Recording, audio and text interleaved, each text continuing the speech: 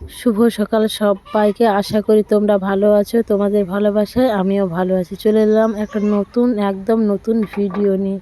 প্রতিদিনের মতো আমার যে কাজগুলো থাকে, তো সেই কাজগুলো তোমাদের সঙ্গে আজকে শেয়ার করব।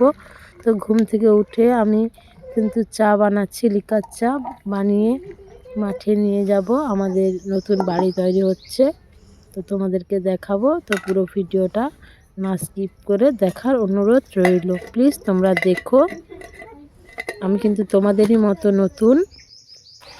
তো দেখো, এখন আছি মাঠে। দেখতে পাচ্ছ মাঠে জল হয়ে গেছে, তার কারণে সংক্রান্তির জন্য না মাঠে জল ঢুকে গেছে, কাদা করবে, যার জন্য আমাকে বান দিয়ে হেঁটে হেঁটে যেতে হচ্ছে।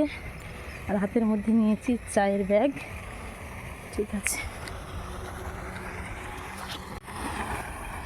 দেখেছো ওইখান দিয়েই আসতাম, কিন্তু এখন এই বান দিয়েই যেতে হচ্ছে। এই দিকটা দেখো, দেখতে পাচ্ছ। তারপর আমি সবাইকে চা দিয়ে দিলাম। আর ছেলে দেখো বাড়িতে চা খাবে না, ও মাঠেই চা খেয়ে নিচ্ছে। ঠাকুর মশাই চলে এসেছে। আমাদের এই পুজোটা কিন্তু রাত্রিবেলাতেই হয়।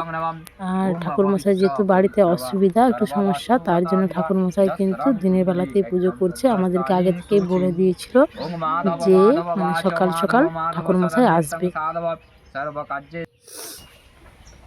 মাছ ধুয়ে নিয়েছি, দেখতে পাচ্ছ। তো চলো স্নান করে তোমাদের সঙ্গে আবার দেখা হবে। আমি খেতে টেতে দিয়ে আসি, কারণ মজুর হয়েছে তোমরা তো জানো। তো স্নান করে, আর এখানে আমার বিচ্ছু ছেলেকে দেখো, আমি আলতা যেই পরেছি পুজো দিতে যাব, আর ও অমনি বলছে মা আমাকে একটু আলতা পরিয়ে দাও, তাই ওকে একটু পরিয়ে দিলাম। দেখো আমি আর ছেলে কিন্তু রেডি হয়ে গেছি, এবার নিয়ে যাচ্ছি মকর মন্দিরে। তো চলো মন্দিরে গিয়ে তোমাদের সঙ্গে দেখা হবে। আমাদের কিন্তু মন্দিরে এই রকম পুজো দেওয়া হয়। তো তোমাদের কীরকম দেওয়া হয় প্লিজ কমেন্টে জানিও। তারপর একটা মন্দির থেকে আরেকটা মন্দিরে গিয়েছিলাম, তো সেখানে পুজো দিতে। তো দেখো এটা আমাদের বুড়া সদাশিবের মন্দির, খুব জাগ্রত এখানে। যদি ভিডিওটা আমার কোনো ভুল ত্রুটি থাকে প্লিজ একটু কমেন্টে জানিও। পরের বারে চেষ্টা করব আর একটু ভালো করার জন্য।